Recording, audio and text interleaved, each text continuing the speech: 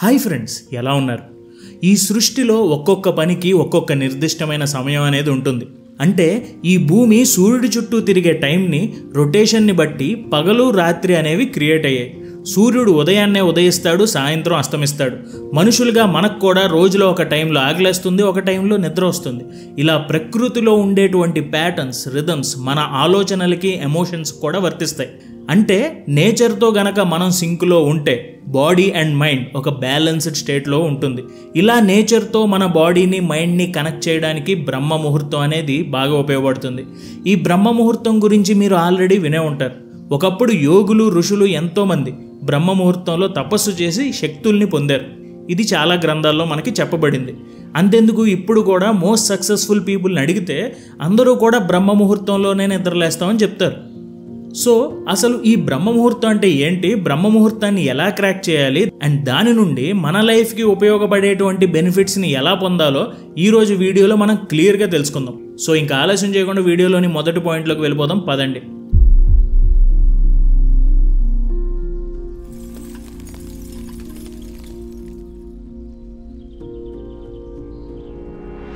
What is బ్రహ్మ ముహూర్తం? మనందరికీ తెలుసు, హిందూ పురాణాల ప్రకారం బ్రహ్మ అంటే సృష్టికర్త అని అర్థం. సో బ్రహ్మ ముహూర్తం అంటే సృష్టికర్త సమయం. దీన్నే సాక్రెడ్ టైం, క్రియేటర్స్ టైం అని కూడా పిలుస్తారు. సింపుల్గా మాట్లాడుకోవాలంటే సూర్యుడు ఉదయించే ముందు టైం పీరియడ్ని బ్రహ్మ ముహూర్తం అంటారు. కాకపోతే ఎగ్జాక్ట్గా క్యాలిక్యులేట్ చేయడానికి దీనికి ఒక ప్రాసెస్ ఉంది. హౌ టు క్యాలిక్యులేట్ బ్రహ్మ ముహూర్తం? మన సనాతన ధర్మం ప్రకారం ఒక రోజులో మొత్తం 30 ముహూర్తాలు ఉంటాయి. ఒక్కో ముహూర్తానికి 48 నిమిషాలు ఉంటాయి. బ్రహ్మ ముహూర్తం అనేది ఎగ్జాక్ట్గా సూర్యోదయానికి 2 ముహూర్తాల ముందు, అంటే 1:36 ముందు మొదలవుతుంది. అలాగే సూర్యోదయానికి 1 ముహూర్తం ముందు, అంటే 48 నిమిషాల ముందు పూర్తయిపోతుంది. సపోజ్ ఈరోజు సూర్యోదయం అనేది 6:30కి అయ్యిందనుకోండి, బ్రహ్మ ముహూర్తం అనేది 4:54 నుండి మొదలవుతుంది. అలాగే 5:42 ఎండ్ అయిపోతుంది. ఇక్కడ మనం గుర్తుంచుకోవాల్సింది ఏంటంటే, లొకేషన్ బట్టి, సీజన్ని బట్టి ఒక్కో ప్లేస్లోనూ సూర్యోదయం ఒక్కొక్క టైంలో జరుగుతుంది. కాబట్టి రఫ్గా సన్ రైజ్కి 1 గంట ముందు నిద్రలేస్తే దాన్ని బ్రహ్మ ముహూర్తం అని అనుకోవచ్చు. సరే, ఇదంతా విన్నాక మీకు అసలు బ్రహ్మ ముహూర్తంలోనే నిద్రపోవాలా ఏంటి, ఎప్పుడు లేస్తే ఏమవుతుంది అని అనిపించవచ్చు. పెద్దోళ్ళు చెప్పారని, సనాతన ధర్మంలో రాసుందని నమ్మేయాలా అని అనుకోవచ్చు. నిజానికి ఇది సింపుల్గా తీసి పాడేసే విషయం కూడా కాదు. బ్రహ్మ ముహూర్తం మీద సైంటిఫిక్గా కూడా కొన్ని స్టడీలు జరిగాయి, చాలామంది రీసెర్చ్ చేశారు. అండ్ వాటి గురించి ఇప్పుడు మనం మాట్లాడుకుందాం. A scientific explanation of Brahma muhurtam. International journal of yoga and allied సైన్సెస్లో ఒక స్టడీ ప్రకారం బ్రహ్మ ముహూర్తం టైంలో మన చుట్టూ ఉండే వాతావరణంలో నాసెంట్ ఆక్సిజన్ అనేది చాలా ఎక్కువగా ఉంటుంది. ఈ నాసెంట్ ఆక్సిజన్ అంటే చాలా మంచి pure oxygen, the beginning form of oxygen అని అనుకోవచ్చు. అండ్ ఈ నాసెంట్ ఆక్సిజన్ వల్ల ఆక్సిహిమోగ్లోబిన్ అనేది పెరుగుతుంది. యాక్చువల్గా ఆక్సిహిమోగ్లోబిన్ పెరగడం వల్ల ఎన్నో హెల్త్ బెనిఫిట్స్ ఉన్నాయి. మన బాడీ విటమిన్స్ అండ్ మినరల్స్ని బాగా అబ్జార్బ్ చేసుకుంటుంది ఈ ఆక్సిహిమోగ్లోబిన్ ఉండటం వల్ల. దీనివల్ల మనకి ఇమ్యూనిటీ పెరుగుతుంది. తెల్లవారుజామున లెగిస్తే రోజంతా ఎనర్జీ లెవెల్స్ బాగుంటాయి. అంతేకాదు, బ్రహ్మ ముహూర్తంలో మన మెటబాలిజం కూడా ఎక్కువగా బాగుంటుంది. సో చిన్న చిన్న ఇబ్బందులు, నొప్పులు ఏమైనా ఉంటే ఉపశమనం కూడా కలుగుతుంది. ఇకపోతే సూర్యోదయం కాకముందే లేచి ఫ్రెష్ అయ్యి సన్ రైజ్ చూడటం వల్ల మన మూడ్ సెట్ అవుతుంది. సైంటిఫిక్గా చూస్తే ఉదయాన్నే ప్రసరించే సూర్యకిరణాలు మనలో ఉండే ఫోటో రిసెప్టార్ అండ్ గ్యాంగ్లియన్ సెల్స్ని యాక్టివేట్ చేస్తుంది. ఇది హెల్తీ బాడీ అండ్ మైండ్ కనెక్షన్కి, రెగ్యులేషన్కి చాలా అవసరం. యాక్చువల్గా మీరు ఎప్పుడైనా గమనిస్తే సీజన్తో సంబంధం లేకుండా సన్ రైజ్ అవ్వకుండా లేచి సూర్యుడిని చూడటం వల్ల మనకు ఒక రిలాక్సింగ్ ఫీలింగ్ కలుగుతుంది. ఇలా మనసుకి ప్రశాంతంగా అనిపించడానికి ఒక మెయిన్ రీజన్ మెలటోనిన్. ఇది ఒక హార్మోన్. ఈ మధ్య కాలంలో చాలామంది నిద్ర పట్టడానికి, స్ట్రెస్ తగ్గడానికి ఈ మెలటోనిన్ ఉండే గమ్మీస్ని, ట్యాబ్లెట్స్ని వాడుతున్నారు. ఇలా ఆర్టిఫిషియల్గా కాకుండా న్యాచురల్గా మన బాడీలో మెలటోనిన్ని క్రియేట్ చేసే శక్తి సూర్యోదయానికి ఉంటుంది. బ్రహ్మ ముహూర్తంలో నిద్ర లేవడం వల్ల న్యాచురల్గా ఈ బెనిఫిట్ని మనం పొందగలుగుతాం. బ్రహ్మ ముహూర్తానికి నిద్ర లేవడం అండ్ ఆ టైంలో పెద్దగా గోలేమీ ఉండకపోవడం వల్ల మనలో ఇన్నర్ పీస్ కూడా పెరుగుతుంది. నైట్ ఎన్ని ఆలోచనలతో నిద్రపోయినా ఉదయం ఈ సమయానికి లేస్తే ఒక మనశ్శాంతి ఉంటుంది. అండ్ ఇన్నర్ పీస్ అనేది మన సక్సెస్కి చాలా ముఖ్యం. ఇది మనలో క్లారిటీ ఆఫ్ థాట్ని పెంచుతుంది, ఎమోషనల్ స్టెబిలిటీని పెంచుతుంది, సరైన నిర్ణయాలు తీసుకోవడంలో, డెసిషన్ మేకింగ్లో ఉపయోగపడుతుంది. ఒక ముక్కలో చెప్పాలంటే ఈ ఇన్నర్ పీస్ అనేది మన mental, emotional and physical well బీయింగ్కి చాలా అవసరం. అండ్ ఈ ఇన్నర్ పీస్ గురించి ఇంకా మంచి పాయింట్స్ తెలుసుకోవాలంటే ఏ guide to find inner peace అనే ఆడియో బుక్ కుక్కు ఎఫ్ఎంలో ఉంది, తప్పకుండా వినండి. ఇందులోని పాయింట్స్ మనలోని స్పిరిచువాలిటీని నిద్రలేపుతుంది. అండ్ ఫిబ్రవరి 12 నుంచి ఫిబ్రవరి 16 వరకు వ్యాలంటైన్స్ డే సందర్భంగా 60% డిస్కౌంట్ ఇస్తున్నారు కుక్కు ఎఫ్ఎం వారు. దానికి మీరు చేయాల్సింది Love60 అనే కోడ్ని ఉపయోగిస్తే చాలు. ఒకవేళ మీరు ఫిబ్రవరి 16 తర్వాత ఈ వీడియోని చూస్తున్నట్టయితే మన ఛానల్ కోడ్ TJS15 యూస్ చేయండి. దాంతో మీరు 50% డిస్కౌంట్ని పొందవచ్చు. సో ఆలస్యం ఎందుకు, డిస్క్రిప్షన్లో ఇచ్చిన లింక్ మీద క్లిక్ చేయండి, కుక్కు ఎఫ్ఎం ఇన్స్టాల్ చేసుకోండి, మీ మనసుకు నచ్చింది వినండి. నెక్స్ట్ పాయింట్, వై బ్రహ్మ ముహూర్తం is best for personal growth. తెల్లవారుజామున ఉదయం 4 గంటలకి ప్రపంచం అంతా ప్రశాంతంగా నిద్రపోతుంది. మిమ్మల్ని డిస్టర్బ్ చేయడానికి ఎవ్వరూ ఉండరు. సైలెంట్గా, సౌండ్ లేకుండా ఒక ప్రశాంతమైన వాతావరణం ఉంటుంది. అందుకే మిరాకిల్ మార్నింగ్ బుక్ రాసిన హాల్ ఎల్రాడ్ ఏమన్నారంటే, తెల్లవారుజామున నిద్ర లేవండి, ఎందుకంటే ప్రపంచంలో మిగిలిన వాళ్ళంతా నిద్రపోతూ కలలు కంటూ ఉంటే ఆ టైంలో మీరు మీ కలల్ని నిజం చేసుకోవడానికి పని చేయొచ్చు అని. నిజానికి తెల్లవారుజాము నుండి సూర్యోదయం అయ్యే వరకు ఈ బ్రహ్మ ముహూర్తం అనేది మనిషి మెదడు చాలా చురుగ్గా పనిచేయడానికి బాగా ఉపయోగపడుతుంది. నైట్ అంతా రెస్ట్ తీసుకున్నాక మన మైండ్ ఒక రిలాక్స్డ్ స్టేట్లో ఉంటుంది. సో ఈ టైం మన గురించి మనం ఆలోచించుకోవడానికి, మన పర్సనల్ గ్రోత్కి చాలా ఉపయోగపడుతుంది. మార్క్ జకర్బర్గ్, జాక్ మా, జెఫ్ బిజోస్, అలాగే మన రతన్ టాటా, ముఖేష్ అంబానీ, ఇలా ఎంతోమంది సక్సెస్ఫుల్ పీపుల్ వాళ్ళ డైలీ రొటీన్ని ఎర్లీ మార్నింగ్ స్టార్ట్ చేస్తామని మెన్షన్ చేశారు. ఆ టైంలో తీసుకునే నిర్ణయాలు, ఆలోచనలు చాలా క్లియర్గా ఉంటాయి. వేరే వాళ్ళ ఇన్ఫ్లుయెన్స్ మన మైండ్ మీద తక్కువగా ఉంటుంది. అందుకే బెంజమిన్ ఫ్రాంక్లిన్ అంటారు, early to bed and early to rise makes a man healthy, wealthy and wise. కాబట్టి అన్నిటికంటే ముందు మనకి మనం డిసైడ్ చేసుకోవాలి, బ్రహ్మ ముహూర్తంలో నిద్ర లేవడం ఎంత అవసరమో గుర్తించాలి. ఇలా తెల్లవారుజామున లేవడం మన జీవితానికి ఎలాంటి అర్థాన్ని ఇస్తుందో తెలుసుకోవాలి. లైఫ్లో ఏ పని చేయడానికైనా సరే మనిషికి మోటివేషన్ కావాలి. ఎనర్జీ అండ్ మోటివేషన్ లేకపోతే ఏ పని చేయాలన్న ఇంట్రెస్ట్ ఉండదు, ఏమీ ఉండదు. సో బ్రహ్మ ముహూర్తంలో మీరు ఎందుకు నిద్ర లేవాలనుకుంటున్నారో ఒక 5 రీజన్స్ ఇప్పుడే రాసుకోండి. తర్వాత మ్యాక్సిమం 9-9:30 కల్లా నిద్రపోయేలా చూసుకోండి. ఇలా చేస్తే మీ పర్సనల్ గ్రోత్కి అడ్డు ఉండదు. ఇప్పుడు చాలామందికి వచ్చే ఒక డౌట్ ఉంది, ఈ ఉదయాన్నే నిద్ర లేవడానికి మన బాడీని మనం ఎలా సిద్ధం చేసుకోవాలి అని. దీనికి ఒక టెక్నిక్ ఉంది, చెప్తాను. Resetting biological clock, circadian rhythms. 24 గంటలు ఉండేటువంటి గడియారం మనందరికీ తెలుసు. అదేవిధంగా ఈ భూమి మీద ప్రతి జీవిలోనూ ఇన్బిల్ట్గా ఆర్గానిజమ్స్ కోసం ఒక గడియారం ఉంటుంది. అదే సర్కాడియన్ రిథమ్ లేదా బయోలాజికల్ క్లాక్. జంతువులు, మొక్కలు, మనుషులు, ఇలా ఏ జీవిని తీసుకున్నా కానీ న్యాచురల్గానే ఈ బయోలాజికల్ క్లాక్ అనేది ఫామ్ అయి ఉంటుంది. ప్రకృతిలో ఉండే వెలుగు, చీకటి, వీటిని ఆధారంగా చేసుకుని జీవుల్లో ఒక టైం ప్రకారం జీవక్రియ అనేది జరుగుతుంది. అందుకే చీకటి పడగానే నిద్రపోవడం, వెలుతురు రాగానే మేలుకోవడం జీవుల్లో సర్వసాధారణంగా జరిగే ఒక సహజమైన ప్రక్రియ ఇది. బేసిక్గా ఒక రోజులో ఫిజికల్గా, మెంటల్గా, బిహేవియర్ పరంగా మన బాడీలో ఆర్గానిజమ్స్లో వచ్చే చేంజెస్ని సర్కాడియన్ రిథమ్స్ అంటారు. ఈ సర్కాడియన్ రిథమ్స్ మెయిన్గా పగలు, రాత్రి ఈ రెండింటి మీద ఆధారపడి ఉంటుంది.